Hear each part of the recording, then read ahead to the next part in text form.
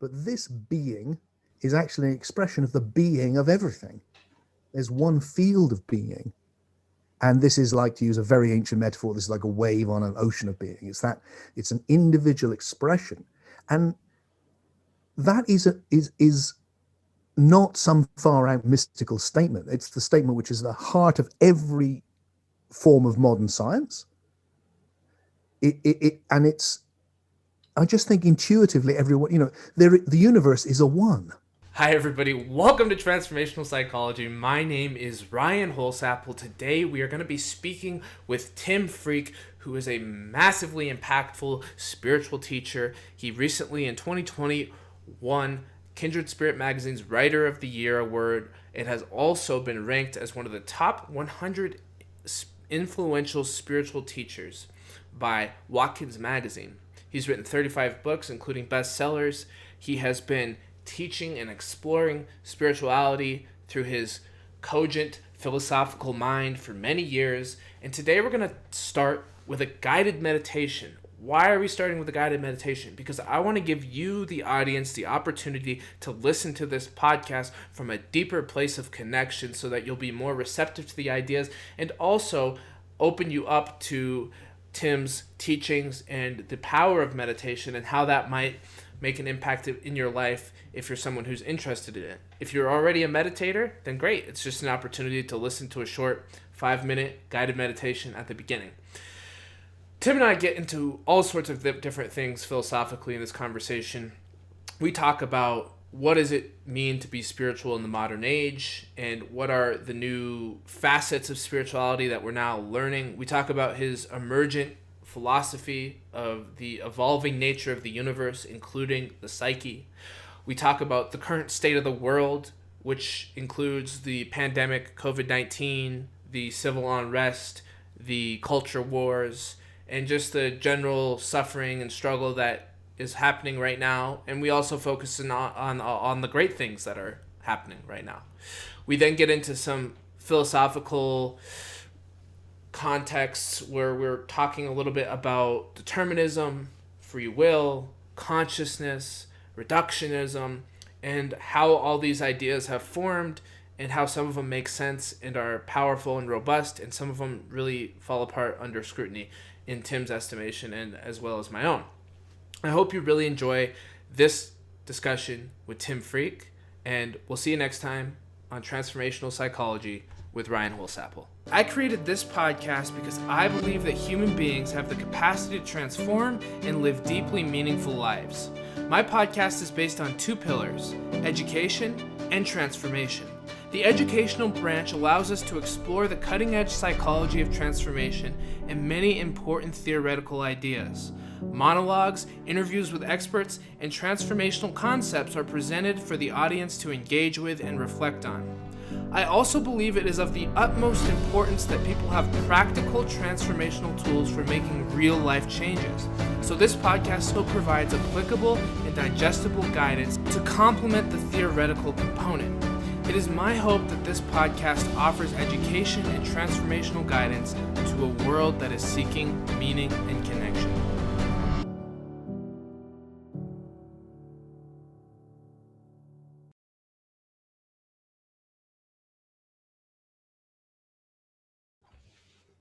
I'm here with Tim Freke. Tim, thank you for being here. It's always a pleasure. So I've been visiting your book, Deep Awake, and it's a bit different than Soul Story because it's more phenomenological, I would say, in some ways. Mm-hmm. It's really about the states of consciousness that we have access to experiencing. Yep.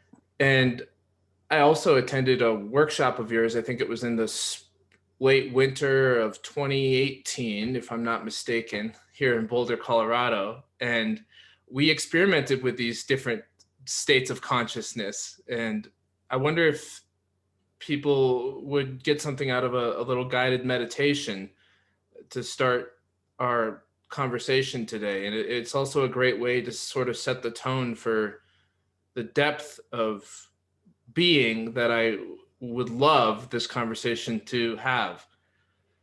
Is that something you're up for? I think that's an excellent idea. And you called the book phenomenological, and in the sense that it's an exploration of what we're experiencing. So, you know, when people say meditation, sometimes it feels, oh, meditation, it's a thing. But really, it's an exploration of what you're actually experiencing. And it's learning to put your attention in interesting places. So all I'll do is I'll just guide you and everyone who's listening to place their attention in a certain way and observe how it feels. What's the Fantastic. experience? Fantastic. So the first thing is just be comfortable, be really comfy, and let your body relax.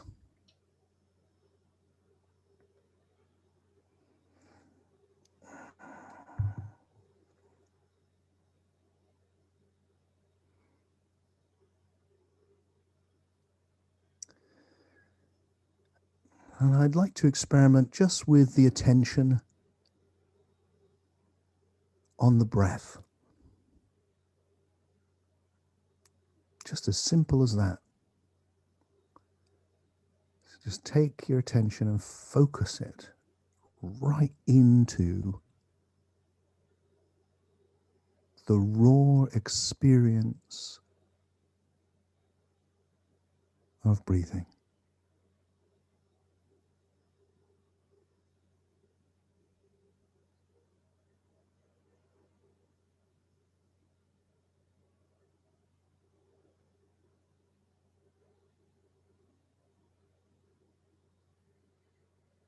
And as I'm doing that, suddenly my experience is full of breathing.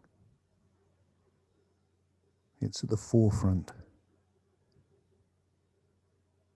And just to breathe is actually quite exquisite when I really feel it. So just entering into that feeling in the body.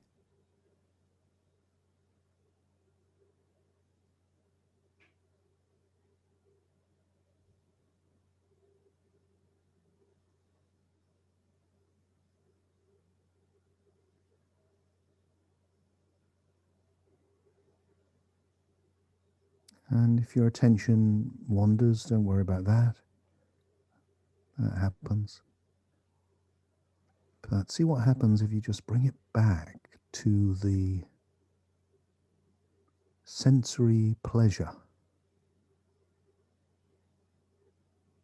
of breathing.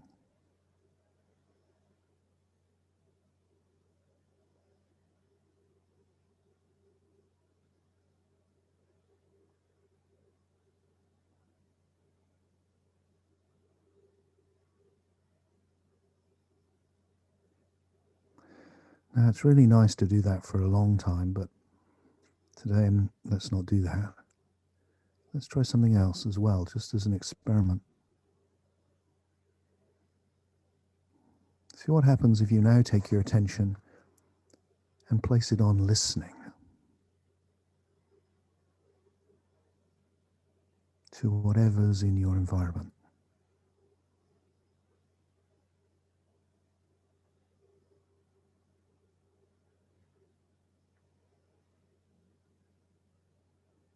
It's a different sort of attention now because it's not focused in a place. It's more ambient. You're aware of the space you're in.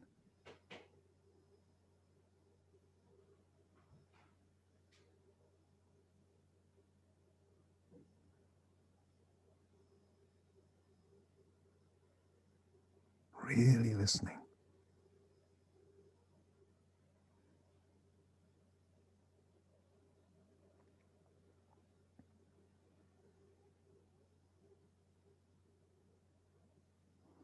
All the little sounds forming one sound, one flow of sound.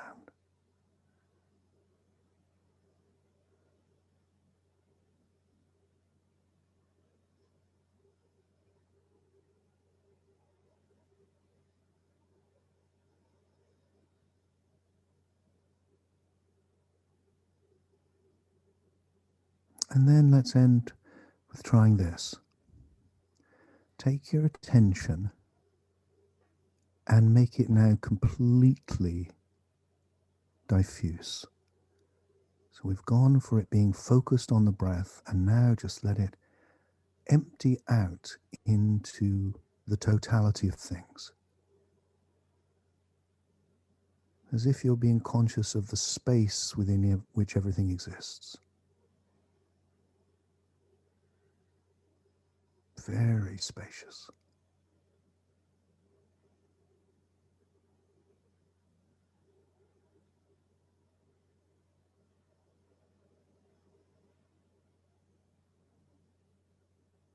So you're conscious of everything that is, including yourself, as one, taken as a whole.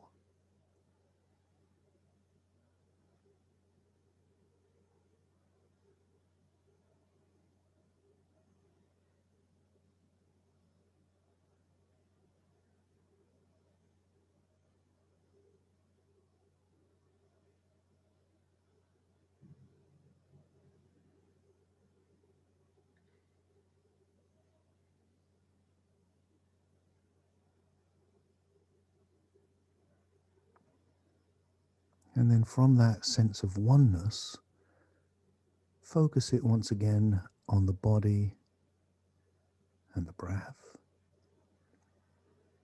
Your particular body, your particular breath.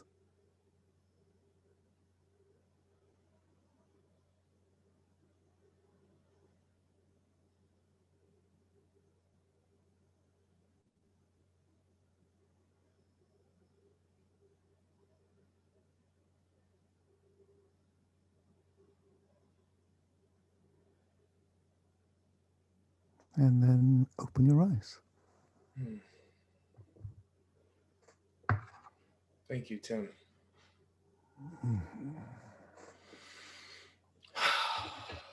Wow. You talk in your book about the wow. And maybe only so many of us have been lucky enough to feel the wow in life. The wow, as far as I understood it, was, wow, I'm alive. I'm here. I'm impacted by this moment. I'm aware. There's a real sense of vitality and consciousness that arises through these types of practices. Would you agree with that? Did I get it right? You did. And, I've been doing these practices now for many decades and developing them. And if you told me just 20 years ago that when I have the pleasure of, it's such a joy to lead even a short little journey like that, because it's so familiar. I can just, and suddenly there's this oceanic oneness. So you can develop the facility, but the wow, I think what I mean by the wow is that we're all evolving. Everything's evolving. This is what we now know. The whole universe is evolving, and we are part of it, at the leading edge of it. And whenever you experience something more emergent, meaning something which is more than you've experienced before, or really that, it's wow. So if you have an idea which you've never had before, it has a wow quality. If you fall in love for the first time, it has a wow quality. And if you wake up to that, oh my God, I'm one with everything, it has a big wow quality. Right. Because it's a brand new thing. And it's all, it stays new as well, because it's right at the cutting edge of our evolutionary process. So it's never not there. Well, we're always one, but we're not always conscious of it. Right. And I guess what I'm trying to say is that the wow it's always an aspect of experience that is available to us, even if we don't see it. I think so. I don't see any reason why it's not. I don't think because it has that. If I look at my journey, the moments because the first time for anything is can often be the biggest wow, and then you become familiar with it and it becomes a deeper wow, but it doesn't have that same first time wow. It's like, with everything, right? So, but the deeper is you're not losing something really, you're just deepening it. So I think that's happening. The other thing it feels like worth saying at this point is that I don't think necessarily it comes in meditation. Uh-huh. I would say it can, and I really love meditation now, and it's been important to me for a long time. But the biggest moments for me on my journey, especially when I was younger, they didn't come in meditation. They came in coffee bars, a blues club, on the top of the hill. They just, and the people I know who I've shared this journey with, and some of the people I've been teaching, I hear the same thing. It just, I was in the supermarket and suddenly it was like, oh my God. Yeah. And, or, there's, I don't know why, but I've had the privilege of being with a lot of people who've experienced it for the first time, right the way back to when I was young. And, I have a memory of being at university and sharing this. Look, there's this thing, this waking up that can happen to you with a girl who actually ended up being my first wife, but I didn't know that at the time. And just saying to her, and she didn't know what I was talking about. And then suddenly in the middle of the night, waking up with this bang, bang, bang on my bedsit door going, it's happened. And she had it. And it's like, oh, there you go. And that's, so there is that quality to it, and that's why I think traditionally it's often seen as coming by grace. There's nothing you can do. You can't make it happen. And in that way, it's like any of the deep things, it's like you can't make yourself fall in love with somebody, can you? It just happens. And It just happens. If you fall in love with life in the same way. But these practices help you cultivate it, especially once it's happened. But also and different people, Ryan, I really think that's important. That was my way, but then I'm quite a dramatic sort of person. I'm quite an experientialist. I think some people are much quieter. They take it more gradually. It's just as deep. It's just not the same style. Yeah, everybody's unique. They are really. Way. I mean, really, absolutely.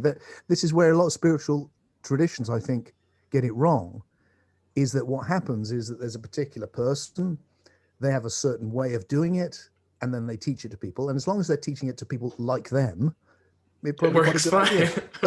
But when they start prescribing it for people who are completely different and going, oh no, that's not it, you've got to do it this way, then it becomes a dead end. We as humans do have a tendency to create the dogmas and to try to put things in tight categories and make them into something that can be packaged and exported.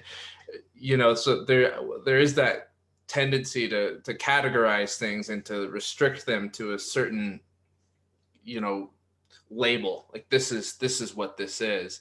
And that is that, what do you think? Is that just human? Is that just something we can't escape? I think it's a good thing, in essence, providing it's always open-ended. I mean, dogmas are just things that people thought were good ideas that have become solidified and gone, past their sell-by date, and they're starting to smell funny. It's like, oh, that dogma is really, it's like at the time it seemed like a good idea, and it's just like, no, we've moved on now. And then it becomes what we mean by a dogma when the word dogma is a good example. The word dogma used to mean its opposite in the Latin. It used to mean something which was so deep you couldn't explain it by words. And now it's come to mean something you believe irrationally. Right. But a doctrine, a set of words you believe irrationally. So everything moves and changes. We have to keep, the important thing is to keep it authentic, but which just means that you're actually about your lived experience. It's something which you're really this is actually happening to us. You and I are actually meeting. We actually are two conscious beings in this incredibly mysterious experience, growing, evolving, living, dying. And if we keep that real, this is happening to us, then I think it roots us in a certain humility, actually. Right. That allows it to keep growing. I love that. It reminds me of this idea that within the modern age of spirituality, there's a new opportunity emerging, which I think is that we can all form our unique relationship to spirit or some sort of higher power. Whereas historically, we've needed to go through some sort of mediator like the church, and only the few privileged priests or shamans were were able to be validated in their religious experience. I don't know if I'm right about this, but it seems to me that there's a ripening opportunity to actually access revelation on an independent level to an extent that maybe wasn't encouraged or as available before. I find for myself that my own spiritual imagery and deep sense of connectedness, it's almost like I'm a pioneer of my own spirituality. It's not being mediated by I other. love that. Yeah. What do you make of it? That's a great phrase. You should remember that phrase. I've already forgotten it, Tim. A pioneer of your own spirituality. I love that. Yeah. You're a pioneer of your own spirituality. That's right. One of the things which is really hard, I think, for us to grasp is, and it's really important to try and grasp it, is history. And one of the things which is difficult about history is getting that human beings were very much like us and totally unlike us. Mm-hmm. And it's hard to get the ways in which it's the same and the ways in which it's changed. It's the same in that they were all human beings, they were all doing human stuff, and they were all facing some of the same dilemmas, death, struggle, meaning. But also, they were different to us. It's almost like, when you study, when they started studying animal behavior, and they came up with this idea of action patterns, and they looked at a duck and they went, well, basically it does one of 15 things or whatever, it's like, or a pigeon, it can do 6 things and it just repeats them. Well, it's like that with thinking, I think, that we can think thoughts depending on what ideas we have. Well, the further you go back, the less and less ideas people have, because they haven't had the ideas yet. So they're unable to think things we think. They just can't do it. It's impossible. Like, we can't think the things that a generation 100 years time will think, because they will have psychological tools that we just don't have, because they'll be built on us. They'll be built on what we develop, which is what we're doing right now. Right. So that human beings have really, in the psyche or the soul, psyche just means soul, it's Greek for soul. We have really, really evolved. And yes, one of the things we've done is we've individuated. So I think what you're saying is exactly right. We are far more individual than any other people that have ever lived, by and large. Obviously, there were some real pioneers throughout time, but generally, I think that's true. And our inner lives are richer because of that. So we can think for ourselves more. We can find our own path through more, and all of that's really healthy. Yes. The downside, which, one of the ideas in Deep Awake, is that everything's paralogical. You can see things from two sides. So that's the good side. The bad side, or the side we need to work on, is that can lead to a kind of superficiality, where people just, I like this idea, and it's like a box of chocolates. Oh, I think I'll have that belief and the nutty one. It's like, no, don't take the nutty one. We need to also develop the faculty to manage the richness of our thinking processes. Yes. And that's what we're still doing that. Right. And to circle around to your idea of unividuation or unividuality, it's not enough at this point to simply just focus on individuality, because we are also social beings, and we have to, this way in which we can have our own consciousness and we can have our own experiences, and there's this layer of connectedness that we thrive on, right? And yeah, I love that aspect of your teaching, because it opens the heart to the other, the person that, the people that are in your life. So I think one of the ways that I see that now is, and you'll know that in Deep Awake, I talk a lot about love, deep love. I often call it big love as well. I've been doing that for years. And that's a really important word to me. It's a very it's a feeling word. And it comes from, my first wow was love, just huge love, the whole universe full of love. And that's been one of the themes for me all the way through. But recently I've started thinking about it as what I experience and what I see other people experience is, another way of describing it is a universal benevolence. like a wishing well for everyone.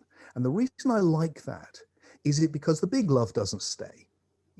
I couldn't cope in that whole like loved up, oh my God state. I couldn't hardly do anything really. Right. I couldn't do my tax returns, or it's like I have to. That's a particular flavor, but the universal benevolence is there the whole time, even when I'm shouting at someone for having cut me off on the road, or pissed off with somebody on the TV that I disagree with. Actually, underneath, I really wish them well. There's this fundamental benevolence that comes through the connection of oneness. And I think what's happened over the centuries is that the success of human beings has been huge love or cooperation or benevolence within the group, and then massive competition outside. Right. So within the group, we take care of each other, we live and die for each other, but those bastards, we're going to kill them, we're going to take their goods, we're going to enslave them, and that's what we do. And that's been what's made the strong groups survive and predate on the weak ones. But over time, that circle of benevolence has been getting bigger and bigger and bigger and bigger. And what's happening now, and it's been happening obviously for a long time with individuals, is that this awakening where you go, oh my God, I'm not this, I'm everything. Right. Arising as this. And at that moment, there's this universal benevolence, a fundamental relationship of goodness, of wishing well for everyone, everything, even at the heart of our Christian tradition, the place that the West has come from, that love your enemies, even be benevolent to your enemy. It's a fundamental benevolence. And I think that's the movement that happens. So ironically, or not ironically, paralogically, let's say, because that's a better word, it's in the book, is that we have individuated from the collective. So we're not just unconsciously, I believe this because everyone else does, or I wear these clothes because that's what we all wear, or I'm working class, I have a cap, I'm a middle class, I have a bowler hat. It's like all of that stuff that we've done for centuries. We did it. Right. Now we're slowly becoming like individual flowers. Like, no, I'm not just I'm not just an Englishman. I'm Tim, and I've got, I'm different. I'm this, and everyone's doing that. As that happens, we become more conscious, more able to go to deeper places in the psyche, and that's where this oneness kicks in. And suddenly, the limited partisan benevolence of I'm here for me and mine suddenly becomes, oh, actually, I'm one with everything. Yes. And a massive embrace takes place.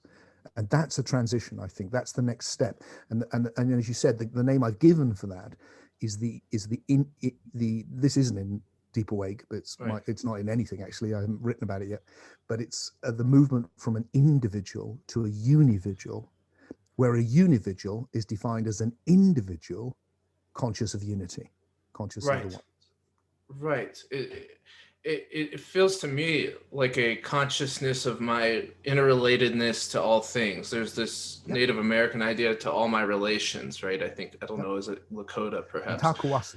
Yes. But you've taken that and you've, I think, updated it in a way that fits for the modern Westerner, just the modern person. It doesn't need to be a Westerner, because really, at the end of the day, if I'm not honoring my place in the web of existence, in the way that I really am related to all things, if I'm not honoring that relatedness, I'm really not honoring myself. I'm not, you know what I mean? Because that is you. Yes. It's like going, I honor my head, but I don't honor my body or my legs. It's like, yes. That is your greater body. So in the meditation I did when we started this off, that's why I first took our attention right into the particular and then let it come out into the universal. So there's my particular being, but this being is actually an expression of the being of everything. There's one field of being. And this is, like, to use a very ancient metaphor, this is like a wave on an ocean of being. It's an individual expression. And that is not some far out mystical statement. It's the statement which is the heart of every form of modern science. And it's, I just think intuitively everyone, the universe is a one. Yes. It's a one. It's the universe. Well, and we now know that it's come from one event, which was the beginning of this particular universe. So what else could you and I be but the universe? So we are the universe talking to itself, going, what am I? What have you made of it? Right. It's the Rumi quote, "You are the whole ocean in a drop of water," right? Yeah, that's it. Yeah. It's amazing. I wanna sequence this conversation through a bit of a different context, because what's happened over the last year or so has been incredible on a social level. It just absolutely devastating in some ways, amazing in other ways, interesting, painstaking. We've had a pandemic, COVID-19. We've had social unrest. We've had, what's happening in the United States right now in Texas, this freezing over, and massive suffering of many individuals. And last time we talked was before any of this happened. You know what I mean? Right, So a lot has happened since last winter. And I'm wondering, Tim, I'm wondering, Tim, given your status and role as a leader, a healer, a teacher, whatever you feel inclined to call yourself, what do you see? What do we need? How are we going to get through this? This is a turbulent time for many nations, for many people in the world. And how do we make these deep awake teachings, or these individual teachings, these teachings of love, how do we bring those in to these times? Well, yeah, I think there's two things which come to mind, Ryan. I mean, you're certainly right. I mean, it's the first time there's ever been a big, well, the AIDS pandemic had an effect when I was young. That was, pretty dramatic. A friend of mine died, so forth. So it's not completely new. There's so much, really, isn't there? I mean, you've lit, the list is, one is about our relationship with nature. Oh, we're biological beings.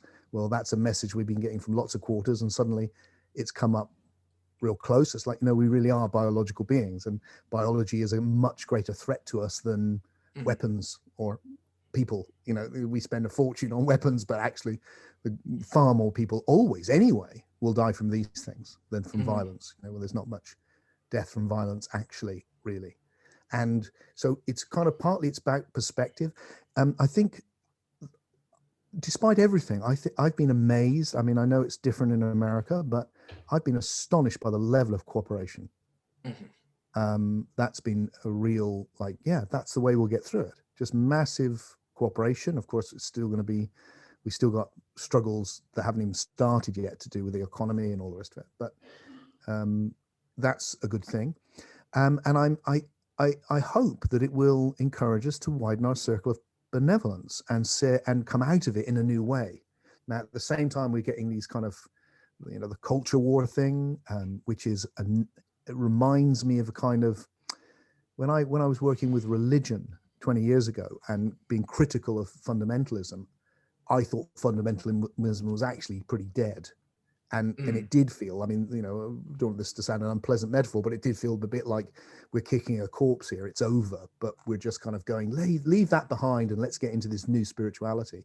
And then what happened? 9/11 happened and fundamentalism was back and off it went. And I think that just like in myself, I see things I think I've dealt with come back, but it's a process. And then I deal with them again, and then eventually they go.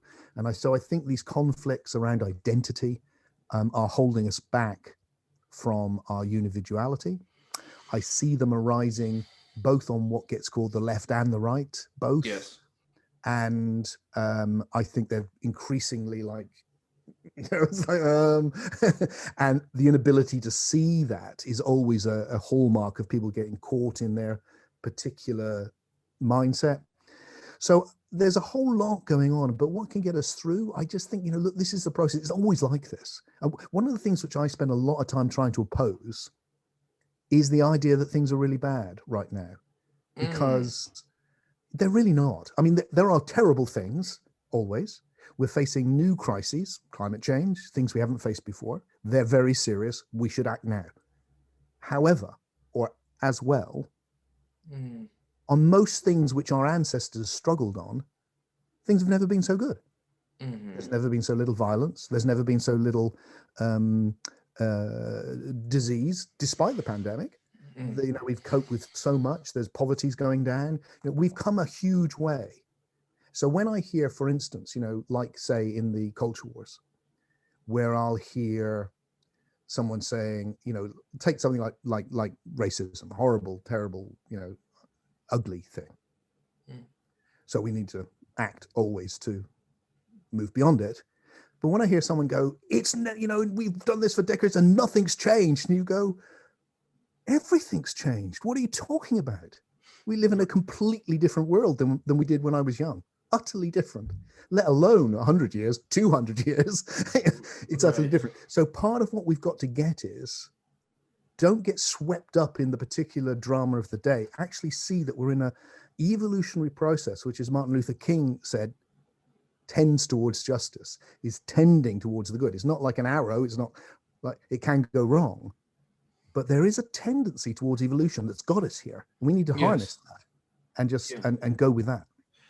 If I may be a bit Nietzschean and Jungian, I think they nailed it in the sense that the prediction was if we don't replace the religious substructure with something adequate, which I would posit is something like this deep love that or this universal benevolence, or this new individual spirituality. If we don't replace that old tribalism with something new, what's going to fill it is ideological possession, whether it's political or otherwise. And so I really think we're in a spiritual crisis, not so much as much as a, like you mentioned, things are going really well. I think what's not going well for a lot of people is where's meaning?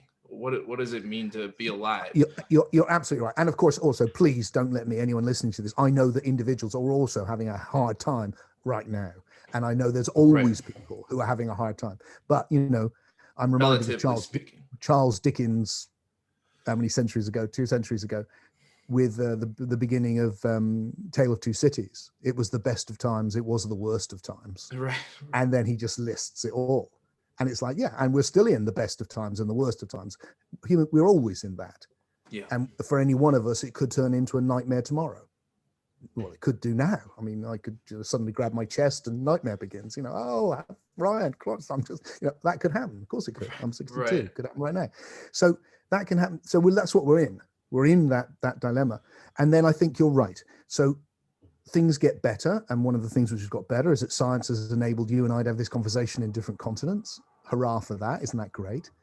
But it also is literally soul destroying. So you're faced with this soul destroying, very powerful new understanding versus a rather outdated religious understanding, or at the moment with the hugely generalizing here, the new spirituality is a little bit unformed and often irrational and tied up with conspiracy theories now, unfortunately, and all of that. And what we need, in my humble opinion, is to integrate the best alongside science. And basically every day, that's what I do. I sit in front of my computer and I'm working on this philosophy, which I am beginning to put out. It's in Soul Story, and it'll be in my next major work, which I hope to come out this year, which is addressing that meaning.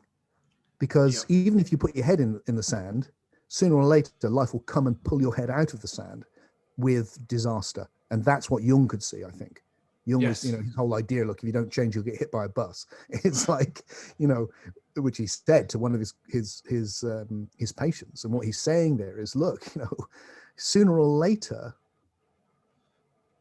you're going to have to face your vulnerability. You're going to have to face death and all of these things.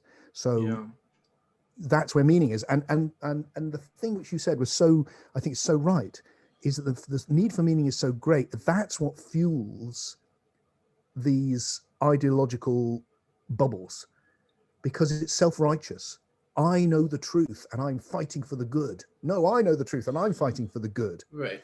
And you're evil. No, you're evil. And it's a replacement for a genuinely deep understanding of the meaning of existence. Right. Exactly. Yeah, exactly. Well, and I don't think anyone can underestimate how important the type of work you're doing is, along with some others that are doing similar work, because what we have is secular thinking, archaic religious mythic thinking, and then everything really in between on that spectrum. You know, the conspiracy you mentioned, and there's very few people doing the hard work of synthesizing these different nodes of reality. Very few in a coherent way.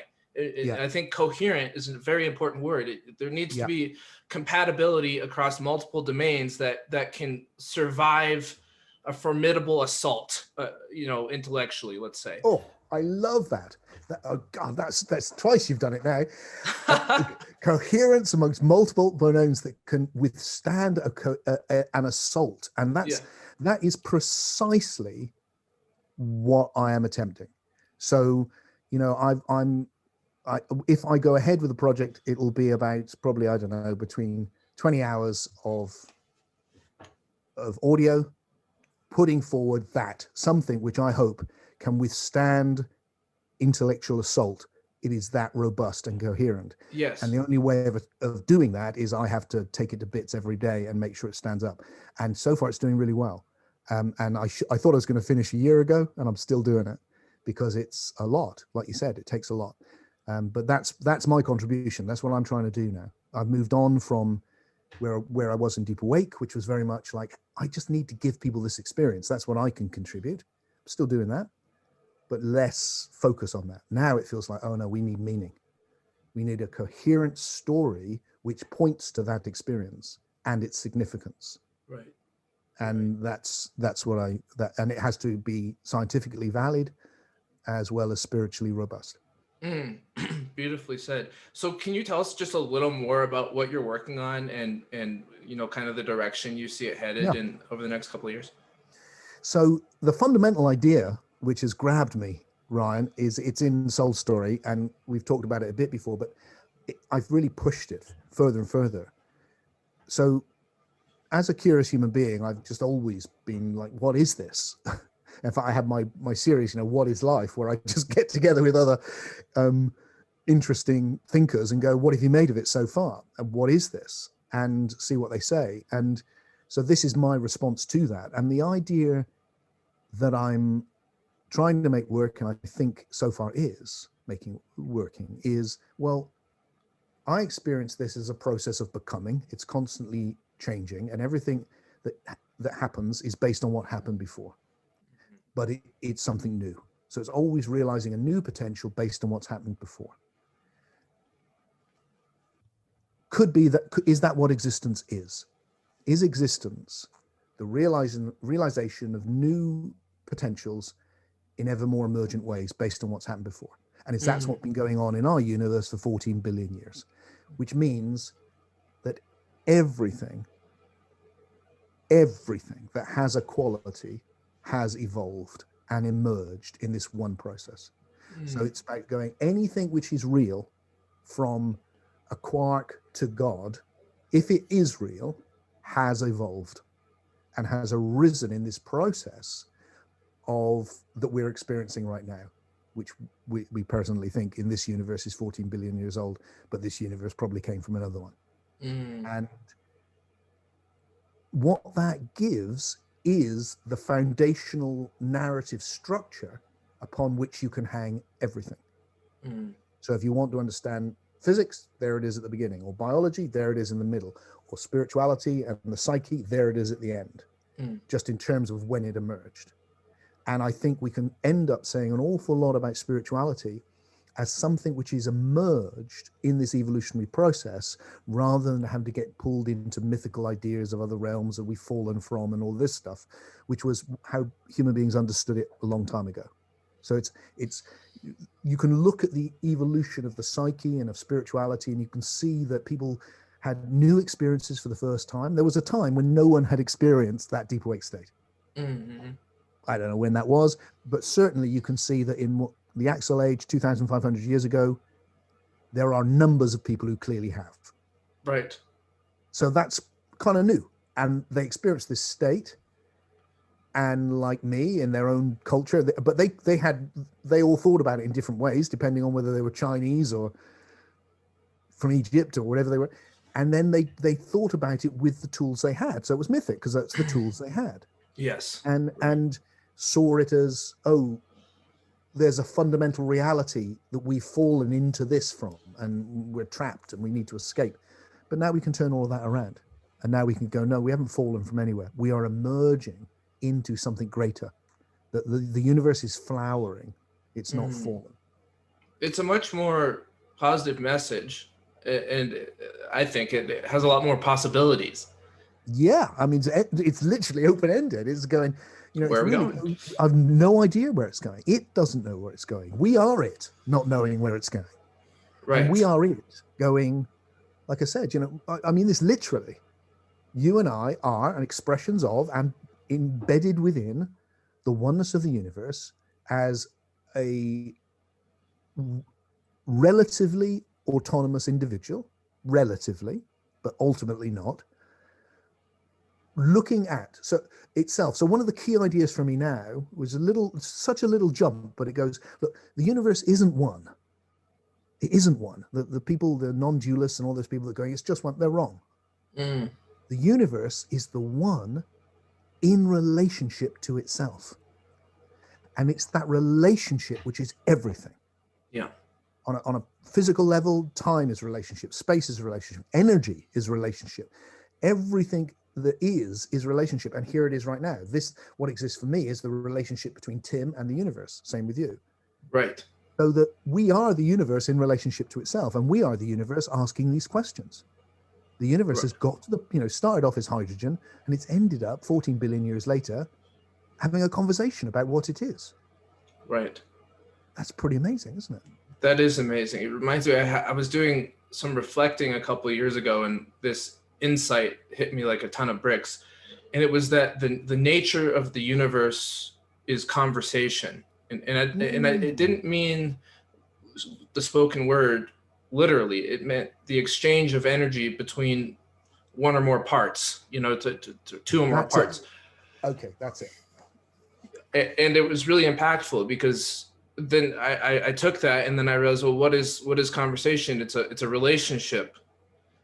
So everything is relatedness. And then I looked inside of myself and I thought, well, I'm made up of many parts. So that there's all sorts of conversations happening inside of me all the time. One part of me thinks this, another part of me thinks that. So there's that relatedness within, and then it just extends and extends and extends, to my social and to nature and to the universe. And so that was a profound moment for me because it relativized my position in the universe in a humbling way, and at the same time empowered me to feel deeply connected and interconnected with everything. It was just a jaw-dropping moment for me.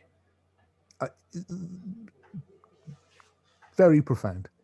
That is in essence one of the key ideas that I'm exploring. Just that. Look, and I want to really, because you've opened it up, I want to really push it and say, look, what I think everything is relationship.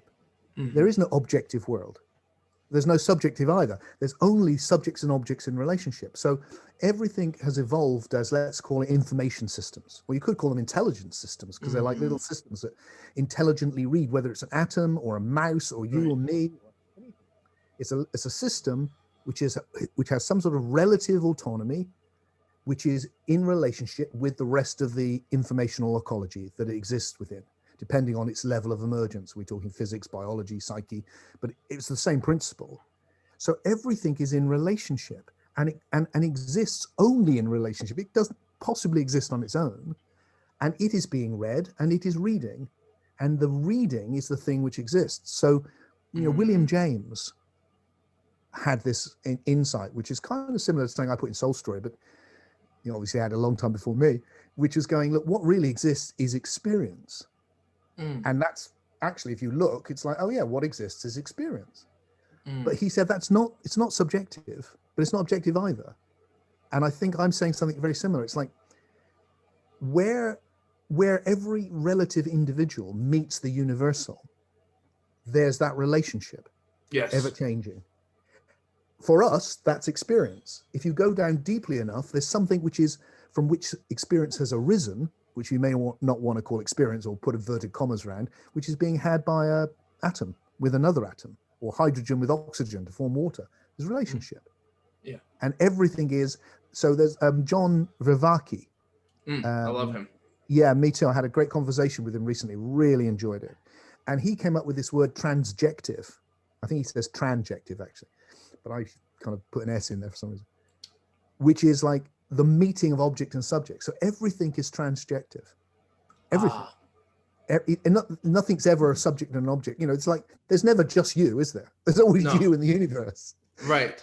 No, always. And that's as true for everything. So everything is transjective. So what's evolving isn't an objective world, which evolves and then eventually becomes conscious. What's evolving is always this relationship between subjectivity and objectivity on all these different levels that will eventually become conscious.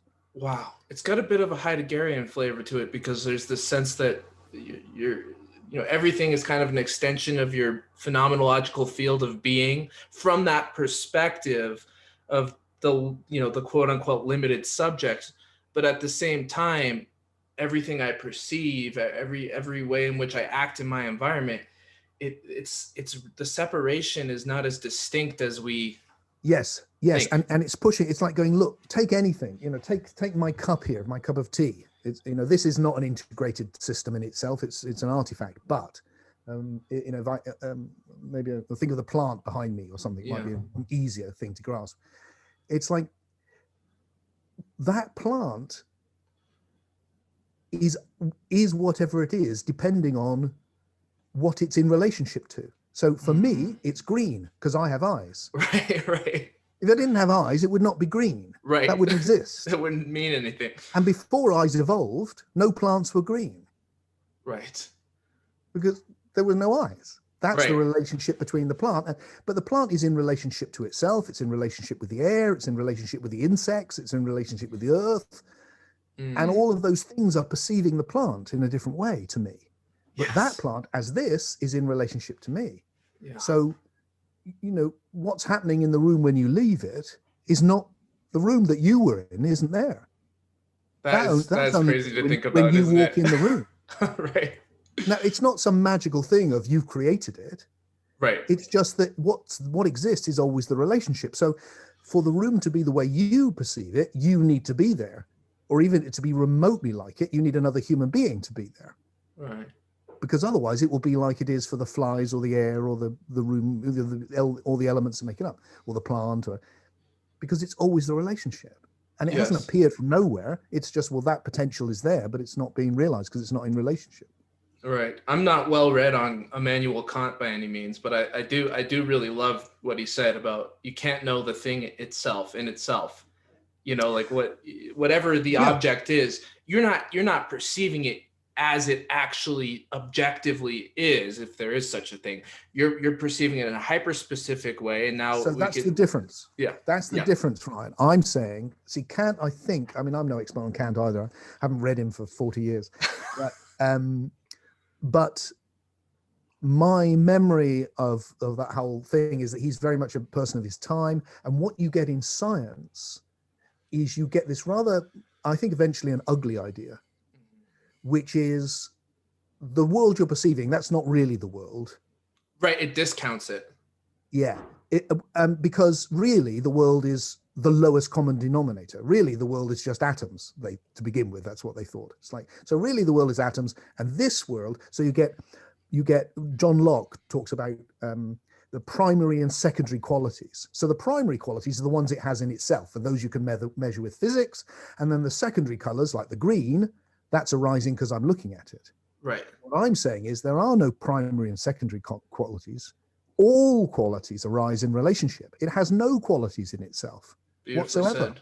Right. All the qualities are arising because it's always in relationship with something. Right. There So is no non-related state. Yeah. So to say what the plant is, you need to say, well, in relationship to what? Right. So that means that reality is fundamentally nebulous and mercurial It means in some that ways. it's informational. And we know that, if you go down deep enough, one of the great insights of quantum physics was, on this level, things aren't fixed.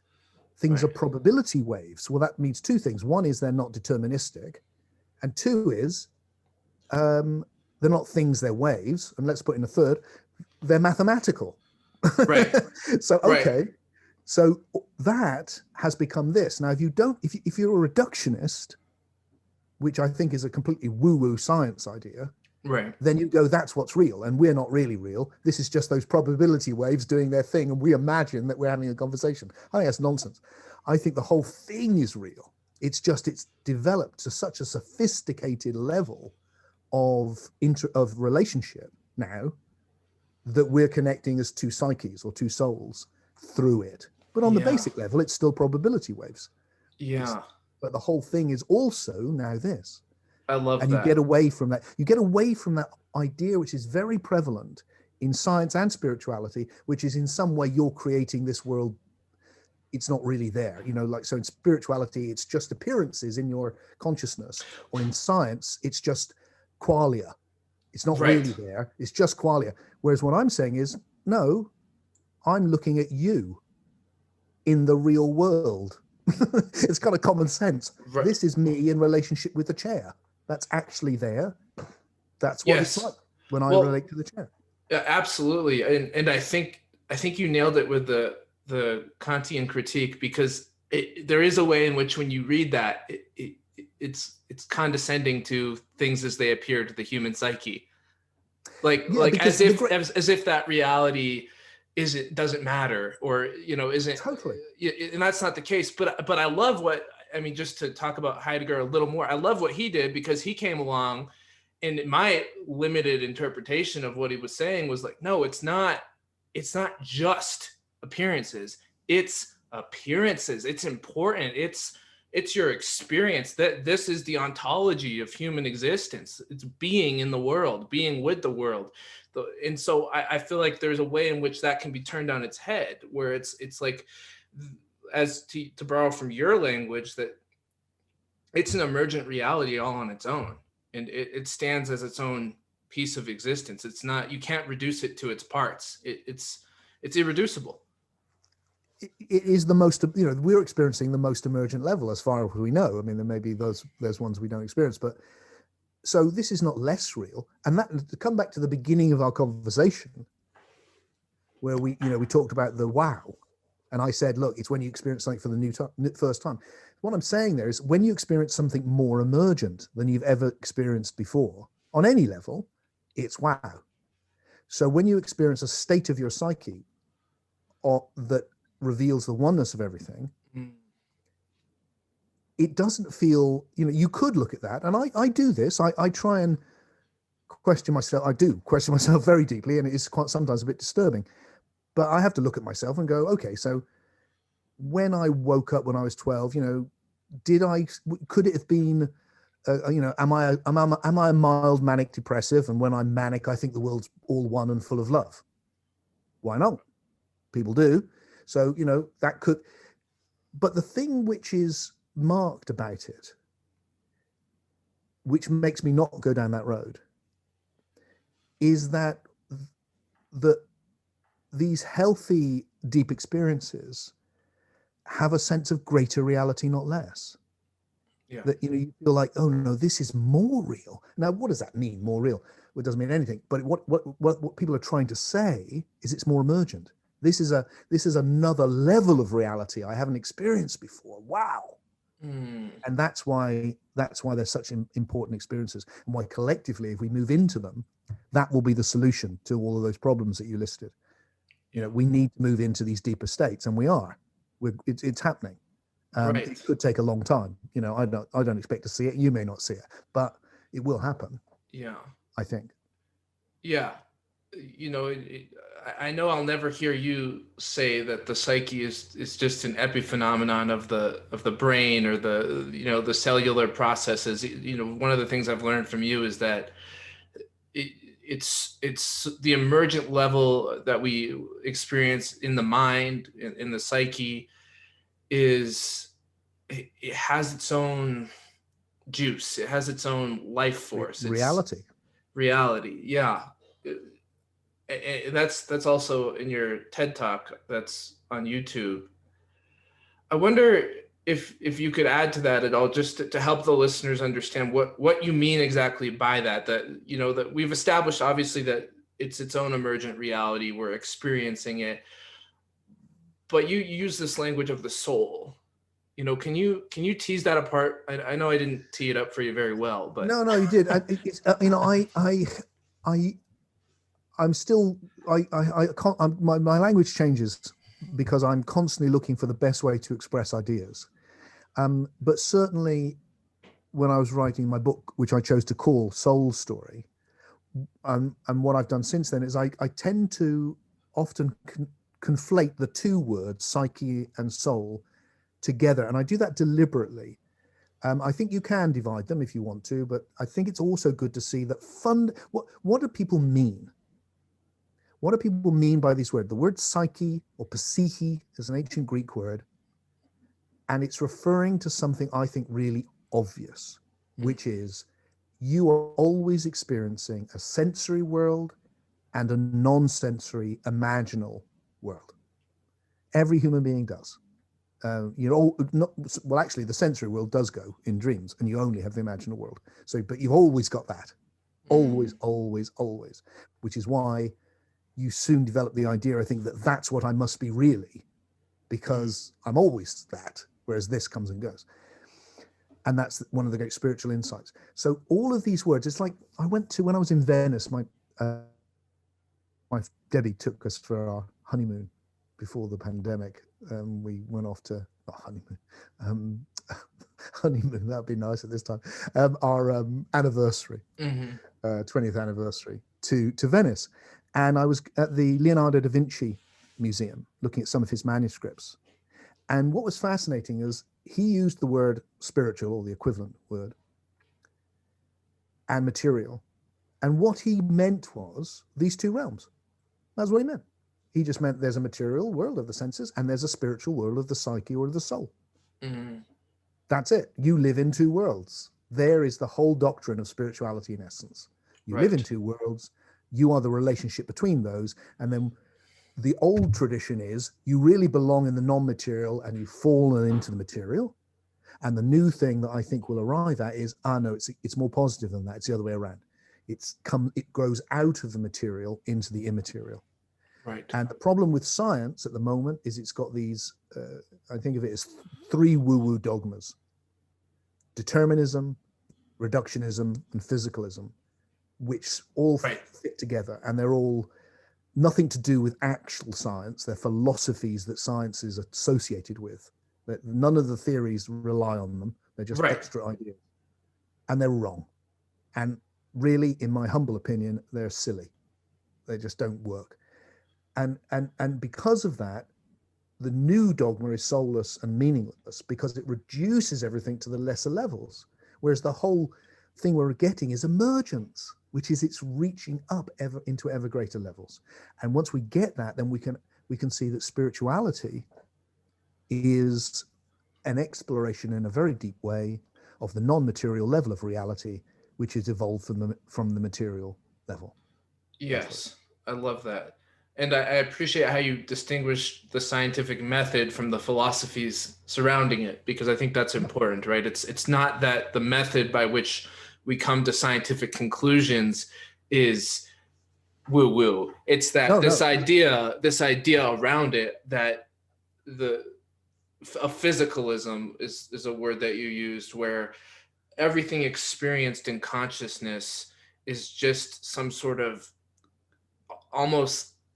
it's almost like it's a contemptible byproduct. It's like sloughed off, like it's unimportant.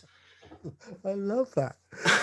I think it's gone like this. I've never shared this. This is something I'm working on right now. It's just a little thought, but it's something I'm working on right now. So if it doesn't work, just tell me. But I think I think the key idea is determinism. And I think where that comes from is that you go back to the dawn of science and you have a very strong idea of a God who is running everything. So everything happens by God's will, as lots of people still think that. It's an incoherent idea, but it's very prevalent. Mm. Then you get the idea that there are laws of nature. And the reason we call them laws is because somebody laid down the law, and the somebody was God. Mm. So God lays down the laws, and this is the way the world works. And the way that God's will works is through the laws that he lays down. Right. So it's all determined by those laws. And because science starts with people like Newton, for instance, looking at mechanical physics, yeah, it's very repetitive. So it feels like this always repeats because what I call the passivity, the way that things, the habits of the universe are very rigid on that level and tend to repeat. Mm. I don't think they always repeat, but they tend to. And so you get this idea of determinism, and it's come from this God. And the philosopher Laplace, who's like the French Newton, is the guy normally credited with going, if there was a super intelligence who knew everything at the beginning of the universe, it would know every single thing which was going to happen. Right. And that's determinism.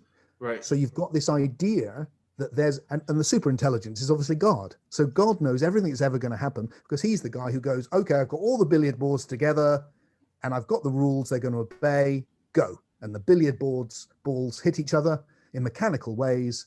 Now, so that's the fundamental idea. All of that we now know is wrong. It's completely wrong.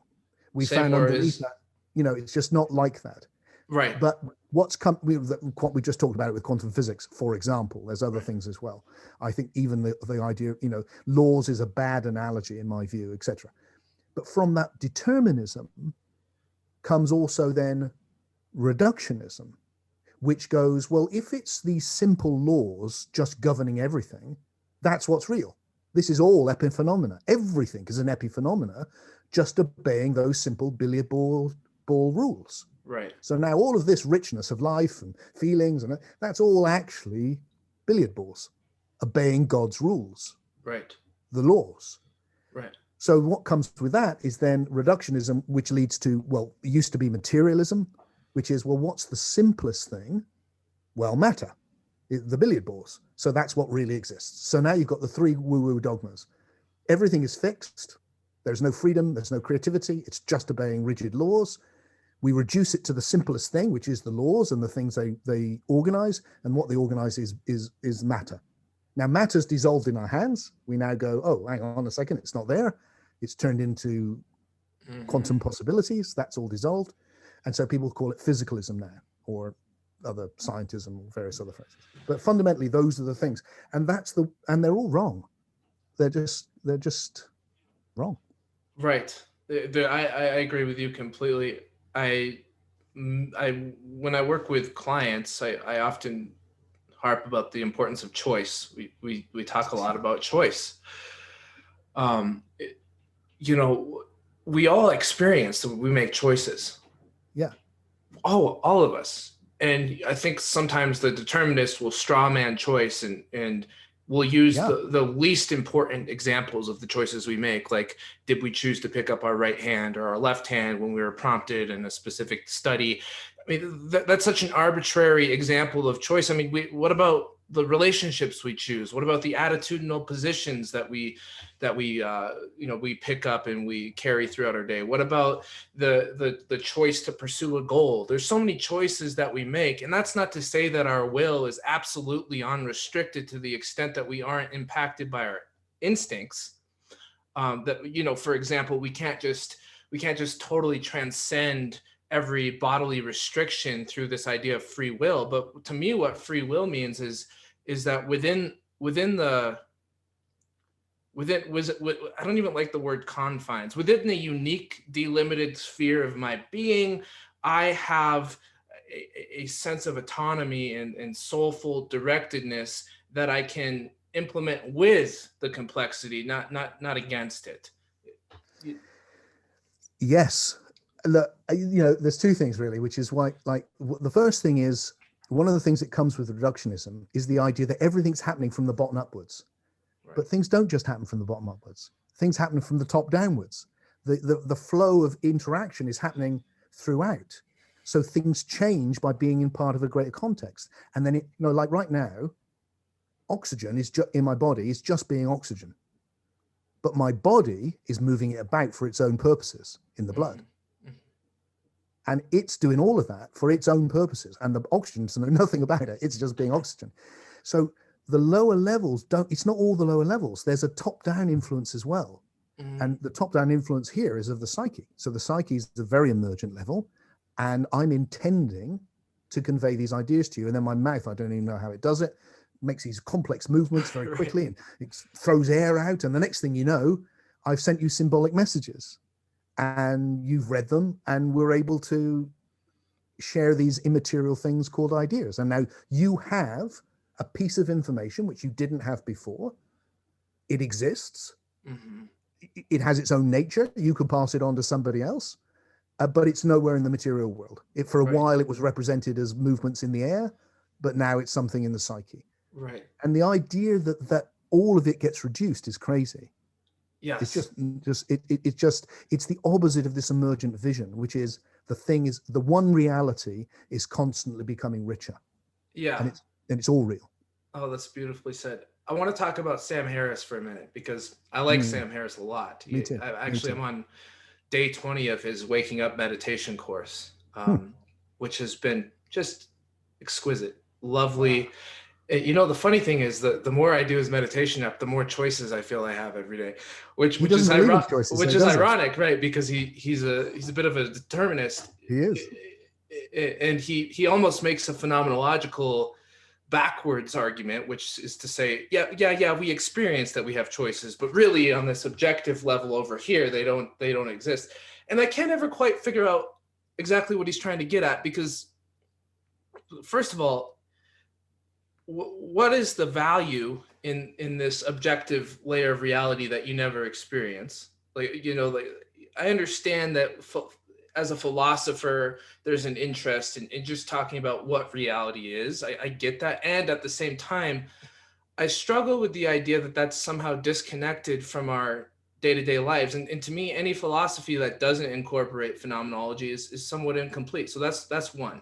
Two is he does use these experiments as an argument where I don't know exactly how they're set up, but essentially, they'll have someone choose to raise one of their left or their right hand, and they'll prove somehow neurologically that the decision had already been made by the body before they were consciously aware. So that in essence, what that's saying is that conscious choice is actually a byproduct post hoc rationalization that never actually happened. It never actually occurred. What I'm trying to reconcile with Sam, because I like him so much, is, and maybe this isn't something that can be reconciled, is how do you be a proponent of meditation and deep awareness and consciousness and living a better life, and then at the same time peddle determinism? It feels incompatible to me. It isn't, unfortunately. I think it's completely wrong. But I one of them, and a person who was very influential to me 30 years ago was Ramesh Balsekar, who was a student of Sri Nisargadatta Maharaj, the Advaitic teachers in India. And Ramesh Balsekar's whole thing was, look, it's all one. You don't exist as an individual. You have no free will. There's no one to have any free will. It's all just happening. And it's all just the causality of things playing itself out. And you have the illusion of being a self, and you have the illusion of having some will. And the way the way to wake up is to realize there's no doer. And that was the key phrase, which you'll see from lots of teachers like that. Now, I think the reason that kind of non-duality and science get on so well is they're both massively reductionist. So the message over here is there is only it's only one. Whereas I'm saying, it's really not, is it? Look, it's the one in relationship to itself in myriad ways. And the relationship is what exists. That's what exists. That's what Right. matters. That's what's evolving. And science the same. Science, for the reasons we've discussed in some length, it reduces everything. It's just until it disappears. So then you're left with, okay, so like A.N. Whitehead says, if you've got a theory which sets out to explain what exists, what life is, and you end up with a diminished sense of what life is, you need to be, question that. And that's what science has done. Now, but I think the reason I think it's wrong is twofold. There's lots of the experiments, and obviously I can't address individual ones, but fundamentally what they show is that consciousness is reflective, which is what it is. So that, I'm not consciously deciding how to move my mouth or even what I'm going to say. It's happening too fast. Right. If I had to stop and think about it, I'd be quiet, I'd reflect, and then I'd say something. But that would be very, very unproductive. And mostly I can just do it. Right. And it's unconscious but I'm not just the conscious bit of me. I'm all of me, including most of it is unconscious. And then my consciousness is just the attention. It's a focused form of subjectivity, which goes, Sure. You really matter. So at the moment it's focused on you. It's not really focused on what I'm going to say, because I don't know I'm becoming conscious of that as it happens. But if I said something stupid, I might stop and reflect on it. Right. So what these things measure is the fact that most of it's happening unconsciously, which it clearly is. And hallelujah for that. That's why where we function at our best. It's like the idea in Thinking Fast, Thinking Slow, the book, that the thinking fast just happens when we act. And then the thinking slow is when we become conscious of it. And it's hard work. It slows us down. It's why when you're playing an instrument, you don't want to stop thinking about it. You want to think about it while you practice and then just do it. Or playing a sport, for instance. Right. But at a certain point, there was a choice there was a way in which we consciously programmed our unconscious or Okay. So there's two elements here. One is what's happening in those experiments. Well, what's happening in those experiments is just simply measuring the fact that we respond unconsciously and then consciously notice it. Right. Because consciousness's job is to be reflective. That's what it is. Then there becomes, well, what about choice generally? Is there an element within that? If I am all of myself, including my unconscious, is it still choosing? Even if it's unconscious, is it me choosing, or is it really billiard balls? And so for there to be, do we live in a deterministic universe is what we're saying. And what we've discovered is, no, we do not live in a deterministic. In fact, there's my friend Ian McGilchrist, who wrote. He's wonderful. Yeah, so he wrote the Master and His Emissary. In his latest book, which I think might be out now, he gave me a copy before it came out, and he had this example, some research. I can't remember the people that did it, but they were working out, given the way that probability waves work on a quantum level, how many billiard balls could you actually predict where they were going to be, based on the fact that quantum randomness is happening on the lowest level. When you do hit the billiard ball, to what degree could you actually go, this will definitely, they will definitely end up here? 8 billiard balls. After 8 billiard balls, you can't say anymore. Right. Because the quantum effect is too great. So what that tells you is that at the bottom of the universe, there's something creative. At the lowest level, it's random. Right, exactly. Yeah. Right. That randomness is coming through all of the organizational aspects of the universe, including us. And then it's being harnessed by all these information systems for their own purposes. And we are harnessing that creativity, and we experience that as choice. So that it is, and the less, the more emergent it is, and the less passivity, the less rigid it becomes, because the habits of the universe are weaker. So on this level of the psyche, it's pretty free. And it's pretty creative. Like you said, it has to work on what's there. You can't think a thought you've never had. You can only take thoughts and put them in new orders, but you're choosing it. Yeah, you said two words that I want to put together: creativity and choice. My mentor in psychology, Dr. Strachan, started Center for Creative Choice. And the idea was that you become aware of all these distinct drives inside of you, these drives towards certain ends. You could call them subpersonalities. That's what I prefer. and through that awareness, there's a soulful sense of choice that continues to emerge, and that these choices are creative. That it's not that there's one way to deal with life that's necessarily the right way or the wrong way. It's that when you assimilate all your options and your possible manifestations in life, and then you make them conscious, there's a real sense of directedness that occurs, and intentionality. And I suppose the reason that the determinism argument seems untenable to me is because I might not be thinking through every aspect of my automaticity,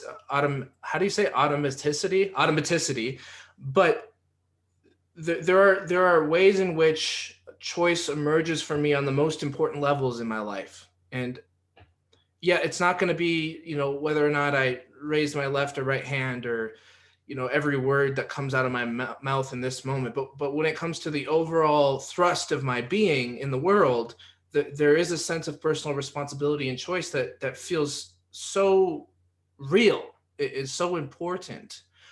So I guess what I'm trying to say is that I guess coming back to Sam Harris, and he's not here to defend himself, so it's not really fair. But I guess go ahead. I was just going to say, the thing to remember about Sam is he's a determinist, so he has no choice about what he believes. Right. Yeah, exactly. He's just programmed to believe that crazy idea, and there's no way out for him.